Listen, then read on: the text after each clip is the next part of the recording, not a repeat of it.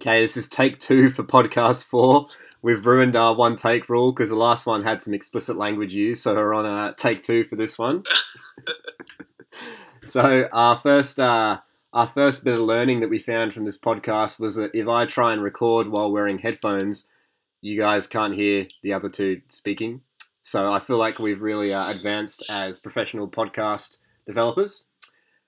We have on this podcast myself, Alec, Kane, and Hamish. If you'd like to say hello, guys. Howdy. G'day. And our first topic is going to be compression and recovery in archery. Would one of you guys like to start off this topic? Over to you, Kane. No, righto. I think compression is it's a really valuable resource within archery, because not only can it be used for recovery, but it can be used throughout the day. I think it helps regulate, your blood pressure or whatever it is, and it actually keeps you a lot cooler throughout the day, especially during the summer. Australian summers can be bloody hot. I hope that doesn't count as explicit language. Matt, one take. We're going through now. This is it. Does that mean I could just drop bombs the whole time? No, that's probably as deep as the bombs are going to go, I think. Oh, bugger. All right. Anyway, yeah, I think they work real well. I definitely find that I'm fresher by the end of the day after wearing compression gear, especially over the duration of a feeder round or a field round.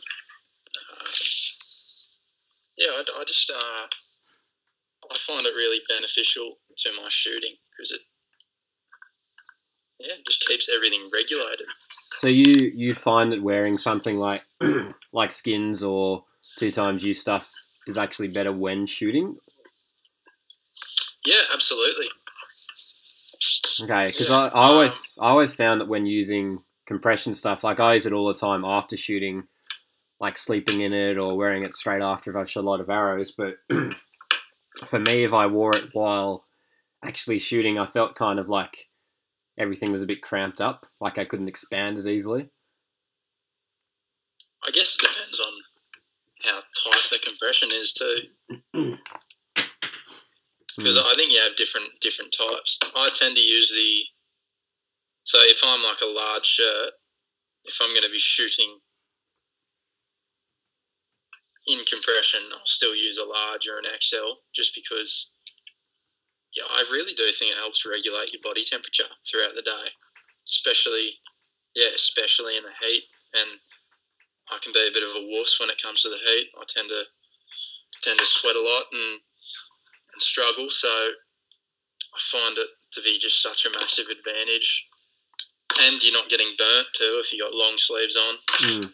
That's always a bonus, because I think we've all gone through an archery tournament and been red raw at the end of the day. But that's an interesting point you brought up about the sizing as well, because I've always just gone with compression stuff the size I actually am. So maybe that is interesting, actually getting compression wear that's a size larger than what you should be to be able to have that kind of freedom while shooting but still have the same benefits. I've always heard it should be as tight as possible to actually allow the restriction of blood flow and whatnot. But that would be for recovery rather than actively using it, wouldn't it? Yeah, I suppose so. Yeah. It's not restriction of blood flow. Isn't it's it? It promotes it, I doesn't don't know it? the science. Yeah, I don't know the science behind it, but yeah, it promotes blood flow so that it can regulate it all, so you heal quicker and recover quicker. Yeah, right. Hamish, have you, after shooting, I don't know if compound's any different, but have you had days where you're sore and you've done anything specific to recover after a shoot? Yeah, I mean, I don't have much experience with compression further than, I don't know, like swimming. But yeah, in terms of recovery, we just get on the foam roller and roll out, especially the back muscles and the obliques and the core and whatnot. and just stretch, use the TheraBands, and just go through the motions of the muscles used during the day, just at a lower intensity. So What how? about a cheeky skinny dip in the ice bath? I've been known to do that a little bit. That's why you got banned from the last gym, wasn't it? No, I wore Crocs in the free weights area, and they didn't appreciate that one. Oh, that's all right. Just keep going. They'll adjust. Society will adapt eventually. They'll accept the truth. You can get steel cap Crocs now, can't you? Can ya? I heard. Gee whiz. Take them on the work side. Not that we're sponsored by Crocs, but we would not say no if Crocs was to reach out to us and sponsor the podcast. So, in saying all that, Hamish, how often have you actually done that kind of stuff following a session? Like, realistically, how often would you actually do that after you've been shooting? If it's just like a QRE and you're shooting 72 arrows in, less than 3 hours, then no. But if it's a 1440 with practice ends and it's a longer day, then yeah, I'm more likely to recover better and be more open to all that muscle relaxation and preparing for the further days ahead. Yeah. And then at the World Cups and whatnot, there's a lot of emphasis on recovery. We'll do aqua aerobics or whatever in the pool after each day and make sure we're all set up for the next day. And even the days that we fly in and out, just getting ready straight off the plane. We're in the pool. Yeah, so Hamish and I went to Salt Lake last year for World Cup. Was it World Cup 3? Sure. Yeah, World Cup 3. It is now. And we had one of the S&C coaches from the Queensland Academy of Sport come along. And we hadn't really done this before. Dave? Tim. Close. Same amount of syllables. And he was running through a recovery program with us after each day, which basically was about 20 minutes in the pool, walking around and stretching and stuff. And it actually did. It did make a difference. And even just down to one of those things where doing it and you kind of see the other teams in the hotel just walking past, getting food or whatever, you kind of feel like you've got that extra 1% that the other teams aren't doing as well. Just makes you feel better about yourself. Yeah, and for the sake of 20 minutes, it's pretty worthwhile. So I know especially doing that was definitely beneficial. But it doesn't mean that you've always got to have to be in a place with a pool and instructors and stuff to guide you through it. There's a lot of other stuff you can do, like you were saying, with foam roller and TheraBand and stuff to recover as well. Yeah, I'll go to the servo and buy half a dozen bags of ice and put them in your bathtub. That's another way to do it. Yep, true. Well, you're off to Shanghai in a few weeks, Alex. So I reckon best recovery for you would be visit a gentleman's masseuse parlour or something. That'd probably do the job, wouldn't it? I'd say so. I don't know what that is, so I can't comment on that. I'll have to take... For the record, I think Alec was the one that introduced everyone else. Is that correct? Or Hamish? I heard that as well. Can confirm. So, Kane, what's your recovery techniques? I tend to just. I've got a pool at home, so if I've done a training session or shot locally, then I might just do a few laps and kind of stretch everything out in the pool. That's always a really good process to take with recovery. I think stretching like immediately after a shoot is just so underrated. I find that to be like so beneficial. And I think everyone kind of cuts it short because they want to pack their gear up and they want to get the hell out of there kind of thing, or you're waiting around and whatnot. I just think it's such a valuable tool to add to your arsenal just to shoot. Oh, just to stretch immediately after, because it does you the world of good. Mm. You don't like tighten up immediately. You can, yeah. That's just my personal opinion. And you were saying hot cold showers as well was another good one for recovery. Absolutely. Yeah, no, I do that frequently. I tend to always, I might use hot water to wash, get all the soapy suds on me and whatnot, but the cold, the cold definitely makes a big appearance in showers just to, reduce any muscular swelling that might happen from use and whatnot.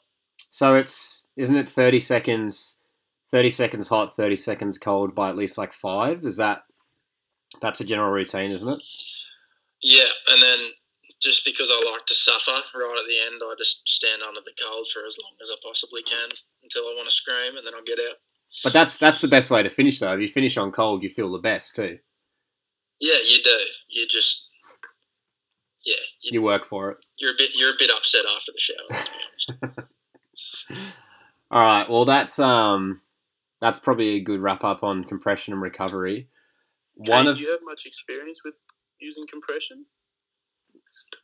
Did you want to tell? I think I know what you're angling here for.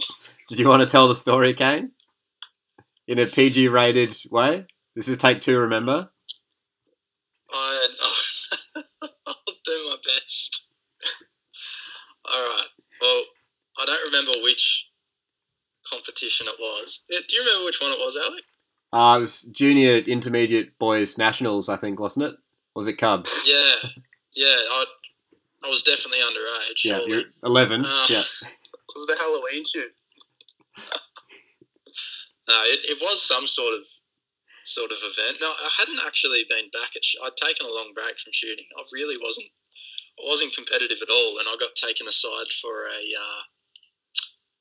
What do you call them? You call them a doping test. Yeah, doping test, urine sample. That's the one. Yeah. Anyway, I've been wearing like super tight compression pants. To put it in perspective, they're a medium, and I'm normally like a 2XL pants. So, and obviously you've got to dack yourself right in front of the fella that's watching. And oh dearie me, there was just not much to look at. It was I do not believe I've been more self-conscious in my entire life. So he's not your Facebook friend? Oh, he's a close personal friend now. Oh, right. Yeah, I thought so. Have you been drug tested before, Hamish? Not in archery. What do you mean not in archery? Like for work and stuff, yeah. Oh, I thought there was some story there of a night out or... Oh, no. Oh, well, that's disappointing. Well, Kane wins on the stories then. All right. Well, glad we covered that off in a way that will keep us not getting the explicit badge, so that's good. So on to... do a take 3 now. Yeah, that's right. Scrap it, start again. Learning how to use beeps another week. Yeah, I spent about 10 minutes trying to set up GarageBand to record this, so I think beeps are a bit beyond me, but that's all right. You can learn by podcast 36. So topic 2 is something we brought up a while ago, but we didn't really take it seriously, so that is target panic. And when we brought it up, we said sell your bows, which in hindsight was probably not good advice. So we feel like we should revisit this topic seriously, because there have been a few people asking about it as well. I think you should read the email. The email we got? I will leave the emails of our loyal fans as confidential stuff. Anyway. No, it was a reasonable request. It kind of was like, I wish you guys weren't taking the mickey out of it and having a joke about it. No, he asked. Really was interested he said he couldn't how to handle it. Well, he said he couldn't find the part where we talked about target panic, and that's because it was about 6 seconds long, and the solution was sell your bows. So far we've spoken about it for more than 6 seconds, so we've improved on that. So what we might do is just talk about, because you guys have all had it at some stage, haven't you? Yeah, probably not as serious a case as others, but yeah, partially, yeah. Hamish has a YouTube clip of him with it that we might put in the description to share to our followers. When you shot in Yankton. Oh, man. Would you call that target panic? I would call that crippling target panic. So we might actually kind of define what it is, because target panic it's quite broad, but I think when we talk about it too, we might introduce it from a recurve perspective as well. So target panic, to me, is just kind of the fear of or anticipating making a shot. Doesn't have to be not being able to aim at the middle, but just not actually able to fire the arrow in a way that you'd want to. So for compound, that might be holding low and punching, or kind of having your sight move past the gold and letting it go rather than holding in the middle. Recurve, that could be something we've probably all had, where you come up to full draw and you're there for forever and just can't get through the clicker and you end up letting down and starting again. Those are all forms of target panic. For me, I have target panic with barebow. So compound, I had an issue years and years ago with the trigger. Haven't had it since. But today, if I was to try and draw back my recurve without a clicker, I'd get probably about an inch off anchor and then let it go. Same with a barebow as well. I just can't get it all the way back. Hamish does the same thing, and so does Ben, which is good to watch. Have you guys had any experiences with target panic on other bows?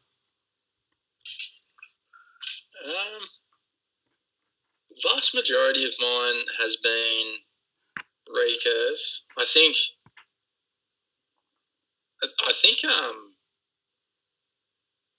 I experienced it once or twice with hunting. I couldn't take the shot because I don't know if that was target panic or just adrenaline pumping, because I just couldn't settle on the I was hunting rabbits at the time, and I could not for the life of me shoot. And it wasn't like I'd gotten plenty before. It wasn't like I wasn't suddenly evaluating my decisions about becoming vegan or anything. Like it was more like trophy rabbit at 5 meters. Can't mess this one up. Already thinking about the Facebook caption. I just didn't want to disappoint Mufasa. Like you got to contribute to that circle of life. You know what I mean? And yeah, but I think that's an interesting point though, because people talk about buck fever as well, as a type of target panic. Like maybe more on deer, less so than rabbits, but same thing, I suppose. Like when someone's been stalking a deer and they get up and make that shot, and there might only be 30 meters, and you're looking at shooting something, the size of a dinner plate. So if you can hit an 8 at 30 meters with a compound, that's, you're trying to do that or better. And there might be someone that's shot, clean rounds at 30 meters, but they get up on that one shot and they have that same feeling you were describing. So it doesn't just have to be on a target. I think it's just in any situation that's uncomfortable, that's when it can come up. Yeah. But then it's a bit ridiculous too, because I've hunted murderous razorback pigs, and they've had hooks that could tear you to pieces, and the shot came off like easy. So it's just, it's such a, I don't know, like it catches you at really unopportune times, I guess you could say. Well, I guess that's an example of hunting. Hamish, to throw you under the bus a bit, how did it feel when that happened to you in Yankton? Like sorry to bring that back up, but what do you think brought that on, and how did that feel at the time?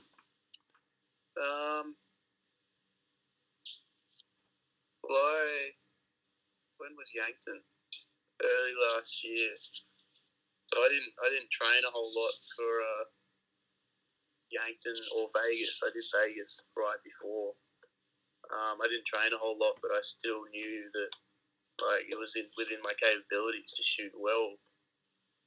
So I went to Vegas with like high expectations, but minimal training, and just crumbled on the second day. And got sort of target panic came creeping back in, and I sort of tried to hold it together. That was all sweet.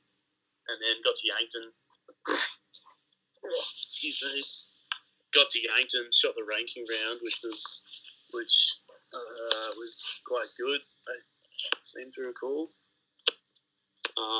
Shot my first match, which was sweet, and then my second match, I just put a lot of pressure on myself. I knew it was only a couple more matches to like a medal match at the World Championships, like real prestigious and stuff.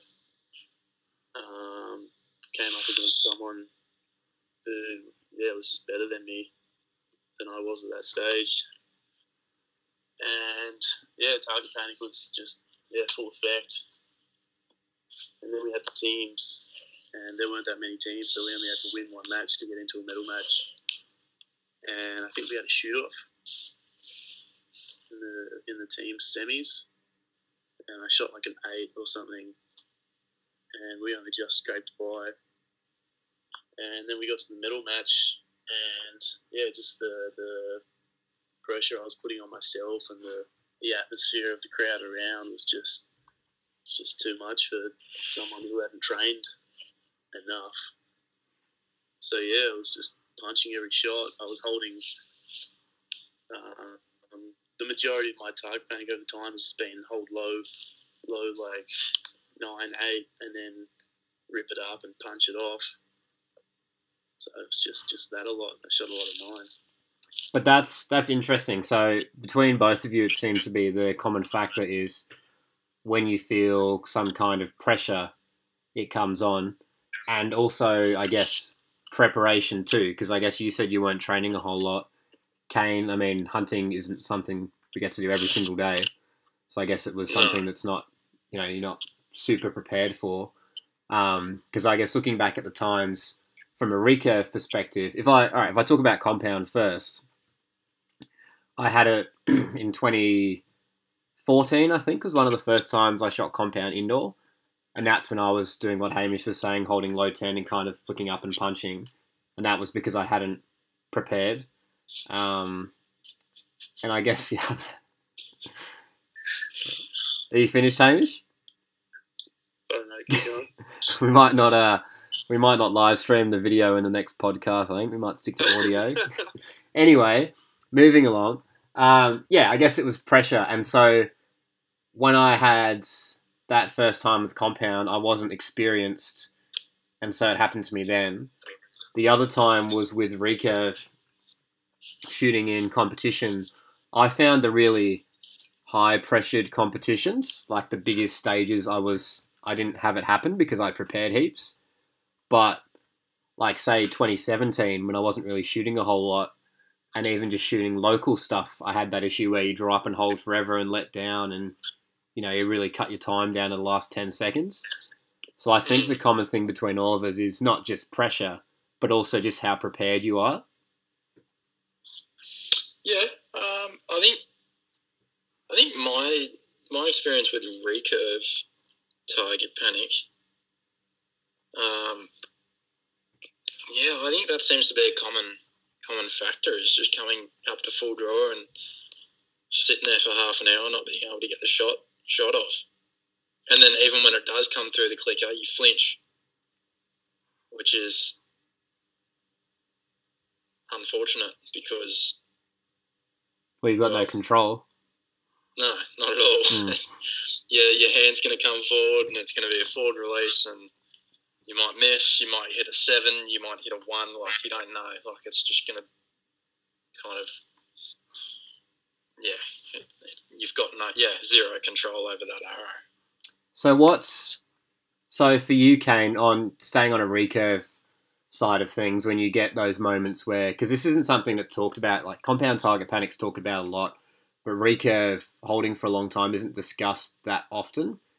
And I think this is something that you you do quite well with timing, and I think something that Steve teaches pretty well also with timing.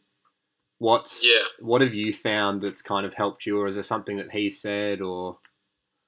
There's actually been a couple of different techniques. I'm not nearly as experienced or knowledgeable as Steve, but the few that have stuck with me that seem to have worked with me, the main one is I will get the target really up close. I'll have a big face on it, and I will, so probably only like 15 metres, 10 metres, and I will speed shoot straight into the goal. Like, absolutely, like, not so much focusing on technique, just getting it through the clicker and, like, almost punching a recurve, through the clicker and into the middle.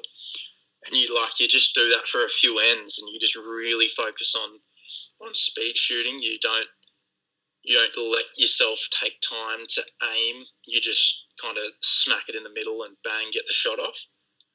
I think that's really helped me because it kind of teaches you to shoot and aim at the middle again. And even just shooting at 10 metres, it gets you used to your arrows being in the centre again. Yeah. And then there's variations you can do to that as well. Like but speed shooting is a big thing. I find when I kind of start to feel target pain creeping back up, that's really what I focus on for the next few training sessions, is making sure I'm getting those shots off, at a really, like, not rushing the shot, but just like up, anchor, shoot, just immediate.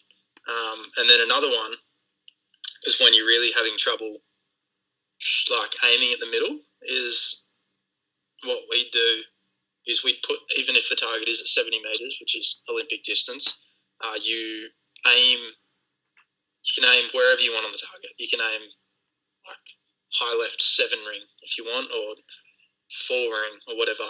But then what you do is you adjust your sight so that even if you're aiming high left, your arrow is going to drop low right. Mm. So then, you'd be aiming in the high left 4, and you drop, and all your arrows would drop into the middle. And then you're getting used to your arrows dropping into the middle again. So it's like the pressure's off. You're not aiming in the middle, but your arrows are going there. It's I don't know why that helps. I genuinely have no idea. But maybe it's just going, well, I can do this. I'm not aiming in the middle, and I can still drop them in there. Can we please post this video footage? Hamish is getting very bored in the background and hasn't. Is that an Axis arrow that's in your mouth? I hope that's not a used arrow. No, it's new. He's getting myxomatosis from his arrow, licking it.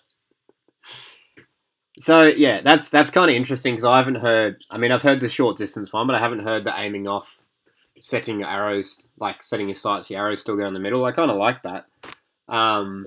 So what would be one that would use? So you're in the middle of a match or you're in the middle of a ranking round, and you're holding it's your first end, time to score, and you draw up on your first arrow and you let down. You think, oh great, here we go again. What's your what would you do at that stage? When you're in a match and you can't go off and do those drills, what would you do to bring yourself back to shooting how you want to shoot? Well, I'm going to hope that someone that I'm familiar with is in my coaching box, of course, and they can kind of give me a boot up the... Am I allowed to say... I think everyone knows. I think everyone knows where the boot's going. Yeah, anyway, and pull my head in. And just, I think if you're really struggling to get through the clicker, you can I think your best bet is just to, if it's immediate in that moment, you just need to get through a couple of arrows, just really, really focus on that front end and just get it right out there, kind of really focus on that front end, and then I think your backhand tends to take care of itself, and I think you'll get through the clicker As for flinching, if you're flinching during a match, well, we're lucky that in recurve we have sets. Yeah. So you actually have if you give away a set, you've got 2 or 3 arrows to try and get things back on track. But yeah, I think personally I'd just go back to basics. I'd really just probably,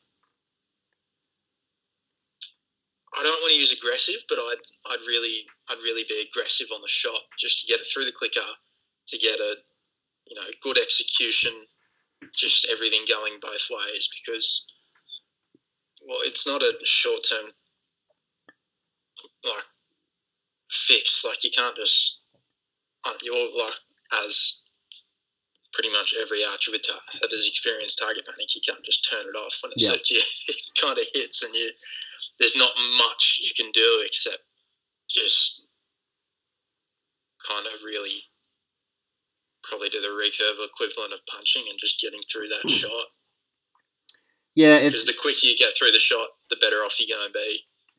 All you're doing is just letting the string go, isn't it? We have to wait for a click. Yeah, well, all you're doing is pressing a button, aren't you? Yeah, you don't even hold the string with your fingers. What's a string? You've got 3 of them, so... Alright, well, actually, I might use that as a bit of a segue. So, because we haven't had enough controversy in this podcast yet, I don't believe compound match play is real match play. I don't think it's an actual match. I think... Nothing against compounders. Sorry, Hamish, you give me a dirty look there. I feel that recurve match play, because you're shooting a set. So if someone shoots 10-10-10 and you've shot a 9 on your first arrow and you're like, well, I've lost this set, and you've got 2 arrows to go, if you're in that position where you're feeling a bit jumpy or nervous or you've got target panic, you can use those 2 arrows, put them in the dirt if you really want to, and just work on technique or whatever you want to do. Or if it's windy, you can aim off and just, say if you're aiming in the left blue or something, you can shoot one at the middle as a bit of a windsock arrow. You've got strategy involved. Compound match play is just kind of like shooting your ranking round and then shooting a shorter ranking round against someone else's ranking round. There's not really any strategy to it. I'm going to be straight up here. I find it very difficult to watch compound matches. Yeah, me too. Yeah. It's like, oh, they shot a 10.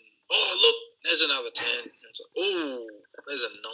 Oh, back on 10s again. Woo! And it's kind of like, and that goes for, how many arrows does that go for? 15? 15 arrows. Too many arrows. Yeah. Hamish, your rebuttal? I agree. It is monotonous, especially if it's not close. If someone accidentally drops a 6 or whatever. But I think the Mike Schlosser, his match with Braden Galantine at Medellin, how many days ago on the weekend? 2 or 3 days ago. Mike didn't drop a whole point until the very last arrow. He shot a 149, and even though Braden had shot he dropped 4 maybe. Don't quote me on that. It was still tense to watch Mike, see how he dealt with the pressure and sort of that confidence that you had a good lead. But I think at that point he just wanted to shoot a perfect score. Yeah, I mean that's good to watch, but with the same idea, if you had a match where someone shot a 137 or something, they've been shooting 8s and 9s and stuff, and then you've got someone else that shot a 142 or 143, watching that would not be that exciting to watch, really, because it's pretty clear who's going to win, and none of them are shooting 150s. Whereas if it was sets, and someone had dropped a 25 or something, and someone else had a 30, it would be cool to see the underdog, especially one of the best matches to watch would be, did I show you guys, I think I showed you, Hamish, Robert Elder shooting in London? Did I show you that match at Morwell? So your audio just broke up. Did you say the Rob Elder one? Yeah, Rob Elder shooting against Kim Boardman in London. Awesome. I showed. Yeah, exactly. So for that, Rob was ranked 63rd or something in the ranking against Kim, who was second and had shot. I think he'd broken the world record in the ranking round, and he took him down. It was 4-all in sets, and came down to the last arrow. If that had been overall score, who knows? Rob could have done just as well, but going off the results of the ranking round, it should have just been over straight away. But because it was set system, you're able to see, it was one of the most watched matches of the Olympics, not just the archery. Because you had someone that was ranked almost last, nearly taking out one of the high-ranked archers. And I think if that was a 15-arrow format, it wouldn't have been as good to watch. Yeah, absolutely. So you say similar about that match in Rio with Kim Woo Jin and the like Singapore or Indonesia, yeah, that knocked him out. Yeah, I haven't seen the match, but I mean, I imagine it would have been pretty good to watch. Yeah, I think. Yeah, well, I think what Alec is really trying to say, Hamish, is that compound matches would be a lot more fun if they just stood 100 metres away from each other, had one arrow and shot directly at each other. That would be pretty cool. Archery needs more fist fights. I don't know if they do. I feel like there's plenty, or that might just be Victoria. But anyway, moving along from that. It needs more sledging as well. If anyone wants to watch that match too, that's on. If you go onto YouTube and look up the London Olympics, there's a whole bunch of videos showing all the individual finals. So you have to scroll through a fair bit to find it, but it's Robert Elder versus Kim Boardman. Probably pronouncing that completely wrong. Can you spell that out for us? No, that's okay. You can find it on YouTube. If I can find the actual video, I'll post it in the link. But yeah, really good match to watch and kind of proves that point of how good set system is. Back onto target panic for a moment. So Kane's talked about his techniques of how to deal with it from a recurve perspective in a shoot. Hamish, what would you do on a compound if you're in a competition and had those kind of anticipation stuff starting to come up? If I was in the middle of competition, it was sort of, I'd say it would depend on the situation. Like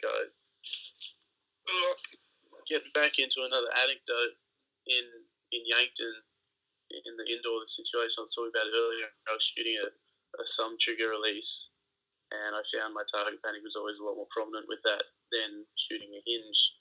But I decided to stick with the thumb button throughout the whole thing. But then again, in the World Cup something in Antalya, Turkey later that year, I was in pretty much the same spot with my target panic, but I switched to a hinge and found myself shooting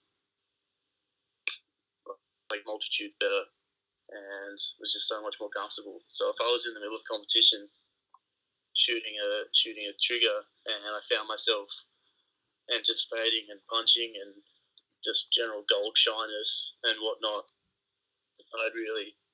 I'd seriously contemplate switching to a hinge and focusing on just pulling through and just that conscious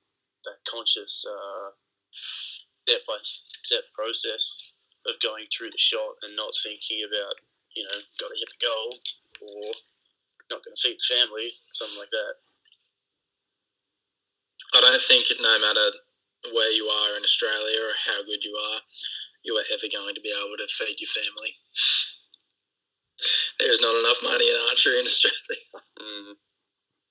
Yeah, you're not wrong. Yeah, I think, the hinge is an interesting point. So I know when I shoot a trigger, I feel like in practice I shoot better with a trigger. But as soon as there's that slight bit of, got to hit this 10 or got to make this shot, it's really easy for your brain just to kind of smash the barrel and shoot the shot rather than, at least with a hinge, you've kind of, it like forces you to stick with it a bit longer. Which I guess comes back to recurve too, which is probably one of the reasons I have target panic with bare bow. Is because with bare bow, once you get back to full draw, or in my case, not to full draw, you can let it go whenever you want. Whereas with a recurve, at least it kind of forces you. You've got to get to the click. And with a hinge, you can't really. I mean, you can rip it to get the shot off, but it's never that good. One of the things I've found, and one of the things that's really helped coaching people that have target panic too on a compound, is if you're shooting a wrist strap or a thumb button style release, is to put your like finger or thumb onto the trigger, and then just apply tension as slowly as possible. So rather than, you do everything else the same, but once you apply tension to that trigger, you just keep looking at what you're trying to hit and just slowly apply tension, and it kind of brings back that feeling of a surprise shot. And that can be a good kind of mid-tournament fix to bring yourself back to that. I don't know how you do that on a recurve, but on a compound, I know that's definitely helped people, and it's helped me as well, because it brings back that feeling of a surprise after the shot. Yeah, right. Well, so yeah, don't know how you're doing on a recurve though. So in conclusion, we have not solved anything. No. Compound fix sorted. That's easy. Done that. Recurve is still a mystery, and longbows can stay hanging on the wall. I think we just keep coming back to just sell all your bows. Sell all your bows. That's right. I think in all seriousness, what it boils down to is our brains aren't really good at aiming and executing at the same time. And I think when people try and come back to full draw, aim, and then go to shoot the shot, and then the dot moves off the middle, or it's moving around a lot and they're not comfortable, then they stop executing, go back to aiming, then start executing again, then go back to aiming, and kind of get stuck in this loop. So I think ultimately it's mental, and it boils down to recognizing that archery isn't an aiming sport, it's a technique sport. And when you come back to full draw, you put your dot in the middle and then forget about it and just focus on coming through the shot. I think that's ultimately what it boils down to. Just that conscious switch between aiming to execution. Yeah, I agree. I think it's like 100% mental. But with what Kane said before, you can't. It's not on the flick of a switch, But I've had times where it's just it's come on like that within one shot, but then you just have that mental cue, and the next shot's perfect, and that's one of the more frustrating aspects of it for me, I suppose. So yeah, it's all in your head. And I guess one of the ways to stop it from appearing is just having a really strict mental process, because I suppose what we spoke about before is it coming out of situations that we're not prepared for. And I don't think it's just being prepared physically, I think it's being prepared mentally, which means when you step on that line or when you pull that bow back, you know already what's going to go through your mind. Because I guess in practice, if you're just shooting arrows and it's going well, you're not really thinking about what's going through your mind. But if you have a shot process, or some people like to play a song through their mind, something like that, and you know that every single time you draw that bow back, these are the thoughts that go through your head, then I think you are less likely to get it, because you know when you step on that line, you know how it's going to feel, and you know what's going to go through your mind as well. So I think, I highly rate shot processes or procedures. I think they keep you grounded within your shot, and they don't let you. I feel like if you have a scope, people tend to start focusing on that outcome a lot, because they keep looking through their scope, and that shot process, that step-by-step procedure, tends to ground them and bring them back to reality, and there's no room to think about anything else. And parent spotting behind them. Yeah. Well, yeah, but then on the same token, some people can use songs to do that. Personally, I can't, because if I get a bit of T-Swizzle in my head, I'm just going to want to boogie on the shooting line. You can get so carried away. It's too easy. She's magical. That's all there is to it. Actually, you should present medals at a World Cup one day. I can get around that. Anyway, on a tangent from what Alex said earlier, having your dot on the center. I think actually apertures, so apertures being, this is for recurve, of course. Good segue. Good segue. I like it. Yeah, good segue. Yeah, I tried. So essentially, the little circle thing you aim with, apertures. I think they can contribute or help, depending on which way you're going, with target panic. I personally, at the moment, getting back into shooting, I'm shooting with an open ring, so I don't have a dot. I find that exceptionally helpful because if you start to struggle with a little bit of target panic or something starts creeping up, instead of focusing directly on the gold or the center, you can just line your rings up, and depending on the size of your aperture, like you're not necessarily lining up with the gold ring, you might be lining up the red ring. Or, yeah, as opposed to trying to center that dot on the X. So, yeah, that's all. That's another option to look at if you can't find can't find what works for you, and you can't find anything that's helping or curing your target panic. Yeah, that's definitely a pretty common one for recurve, and I've used it on compound as well. Just either taking out your lens or just shooting with an open ring. But it's interesting because I know for myself, if I shoot, so I've tried shooting with an open ring, and I tend to aim harder because I want to make sure before I let go of the arrow, say with my aperture, it would halo the blue at 70 meters. If I come back to full draw and my my aperture's slightly left or right, and I see a bit of black in there instead of blue, I'll kind of hold on for longer till it's aimed perfectly. Whereas for me, with a dot, I feel more relaxed because if I shoot and my dot's slightly left 9, I'm still like, well, 9s are good, and I'll still shoot it. You know, like yeah, right. It's kind of weird how different people work with that. Well, like when I'm on point with my open ring, I don't even I only line rings up if I'm struggling with what do you call it? Performance anxiety. Probably not, but we'll go with that. Just thought I'd slip another cheeky joke in. There's the Easter egg. But I tend to focus on that when mild target panic starts targeting. Whereas if I'm not, most of the time I won't focus on the rings. I will literally look directly through the aperture and just focus directly on the gold. So I'm not even really entirely aware of where the circle is lining up because I'm just looking straight through and kind of staring daggers through that X. Yeah, well, that's exactly how they're meant to be used, and that's something I've struggled with because I always fall back to kind of trying to get that halo. But I think for most people, what you've described there will work really well. I think another way to do it too. So at the moment, I'm just shooting the standard Shibuya aperture, but I've shot a Titan for years before that, and I think the Titan's really good too because it gives you the options to play with different dot sizes as well.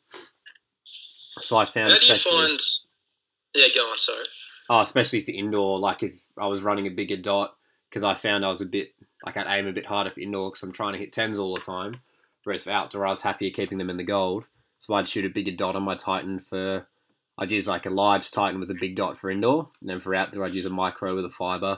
So I'd kind of mix it up a bit. Yeah, right. How do you go with? Do you think changing the actual size of the aperture as opposed to the dot makes any difference? As far as aiming goes, I didn't find much of a difference. I think using a bigger one for me at indoor was better. I felt more relaxed. That's funny, using a bigger one for a shorter distance. Yeah. It's I guess with the Titan because you're kind of looking through the lens. Whereas I guess with anything else that you might just have a dot on a little stick or something, you feel less like you're kind of haloing the target. I know some people have tried to do with vision as well. I was saying to you this morning, Kane, how there was a customer who went to use he was having double vision issues when he was shooting. So he drew back and would see like 2 sight pins. And he was told, oh, go to a bigger sight pin to try and fix that. He should get his guide dog to shoot for him. All right, that's option B. We'll talk about option A first. Thank you, Hamish. And yeah, he was told that if he went to a bigger sight pin, it would be less blurry. But if you think about holding out a pencil at arm's length, looking at the tip of a pencil, and if that's blurry, and then if you hold out a whiteboard marker at arm's length, look at the tip of that, that's probably still going to be blurry too. So I don't think if you've got issues with vision, changing the size will actually do much. I think when it comes down to clarity... If he's got double vision, then he probably just needs to close one of his bloody eyes. Yeah, that's pretty much what it boils down to. Yeah, that is the easiest fix. I mean, the other thing is just if you got a sight, any decent target sight on a rail, is just to play around with bringing it closer or further. So I think changing aperture size... Compound's a little different because you got to peep and clarifiers and all that. But I think for recurve, the actual position of your sight can play into that quite a bit as well. Yeah, right. Do you have anything from a compound perspective, Hamish? I've actually got a specific compound question to ask Hamish about apertures. So, you know, with a compound aperture, obviously you have magnification and then you have the level on it and, you know, all that jazz. Traditionally compound apertures are quite a bit larger than recurve apertures. Wouldn't a smaller aperture be superior because you'd be able to use a smaller peep sight, therefore you're reducing the discrepancy between back sight and front sight, or am I on the wrong track here? Well, you don't line up the peep sight with the dot, you line it up with the scope housing. Yeah, but what I mean, if you had a smaller housing, wouldn't you be able to have a smaller peep? No. Well, yeah, in theory, and that also comes down to whether you want to have your sight further out, which, you know, increases the prominence of your shakes, or if you have a smaller housing, then it's going to be a darker target picture. But yeah, if you're finding that, and even clearance, if you have a large scope housing and you're just not getting the clearance at longer distances, then you can put a smaller one on and you'll still get a relatively decent field of view. So yeah, there's a lot of variables to weigh up if you want to change the size of your scope housing. And of course, there's a lot of expense to weigh up when you want to muck around with that stuff too. Oh, definitely. I still like new glass as well. I mean, I'm still a fan of a $10 True Peep that I tuned with a screwdriver and a drill bit. That's mine. My highly tuned peep sight. So I was told. I bought one of those off you and shot it as well. What's that? I think I shoot one of those as well. Yeah, you probably do actually.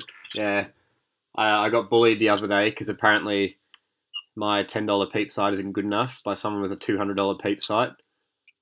But yeah, $200 peep sight. Yeah, I know. That's what I said.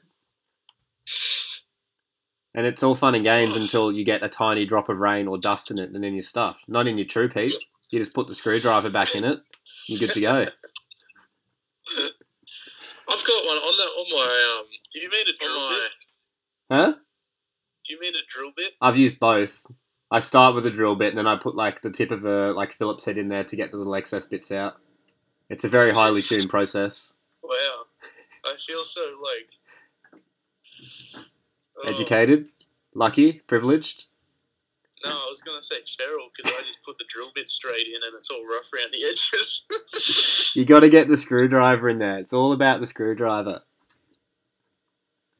Oh, dear. I think that's kind of interesting what you brought up though, Kane, because I know the theory is the smaller your peep sight, the more accurate it's going to be. But I think it kind of comes down to your peep sight relation to your housing as well. So if you just go to a really small peep sight and you've got a really big housing, I don't think it's going to be that more accurate because you're just kind of floating around the housing for a while there. So I think there's kind of a good middle ground with, especially depending. I mean, if you're shooting target, going to small peep isn't that big a deal, but especially in something like 3D or hunting, you want to be able to let as much light into your peep as possible. So I think it's that middle ground between going too small, but also being able to see in low light and other conditions. Yep. But that being said, like, I'm predominantly a recurve shooter, and I know that I have my hunting compound, and I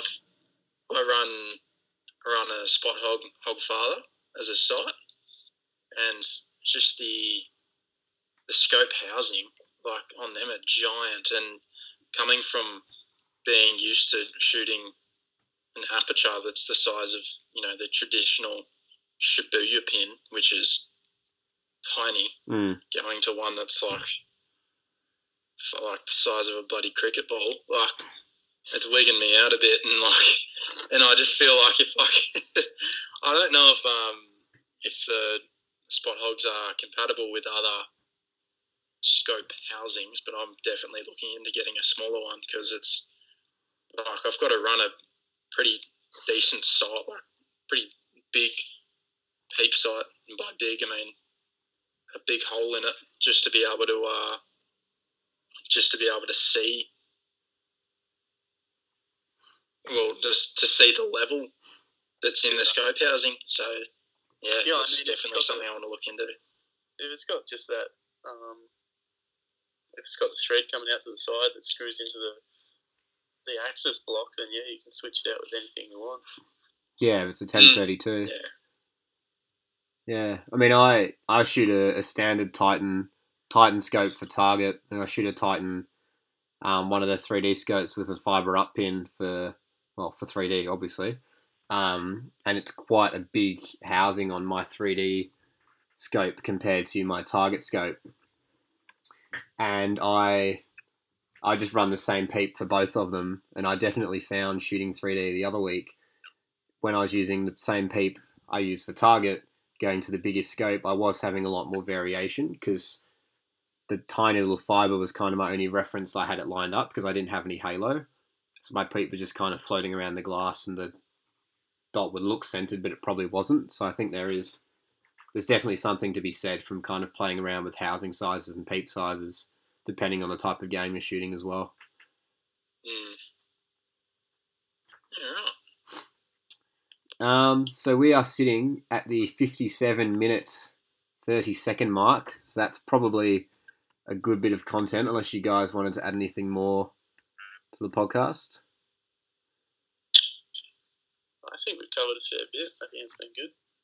Yep, sell your bows. Target panic sorted. Done. Sell your bows, buy a new bow from Eliza Archery. Crocs, hit us up for sponsor. Yep, Crocs. You can contact Hamish on his Facebook or his Instagram. He's got 76 followers now, so it's growing. I have more than 76. 77? 77. And just don't wear compression if you're getting a urine test. Yep, there's some great lessons learned on this podcast. We'll probably aim. I'm away next week, so we might aim to get the next one out the week after. So we'll probably have about a 2-week delay or something, unless you guys want to try and record this on someone else's laptop in the meantime. What's a laptop? Okay, all right. We'll have a 2-week delay. Anything you guys want to add before we sign off? Nope. No. All right. Thanks, everyone, for listening. We're now on iTunes as well, so if you want to subscribe to us on there, and you'll get updates when we add new podcasts onto there. All of these podcasts also uploaded to the blog page at elizaarchery.com as well. So if you follow the Facebook or check on the website, you'll see these podcasts going up as well, and keep up to date when we drop new ones. Otherwise, thank you for listening, and we'll see you in a few weeks.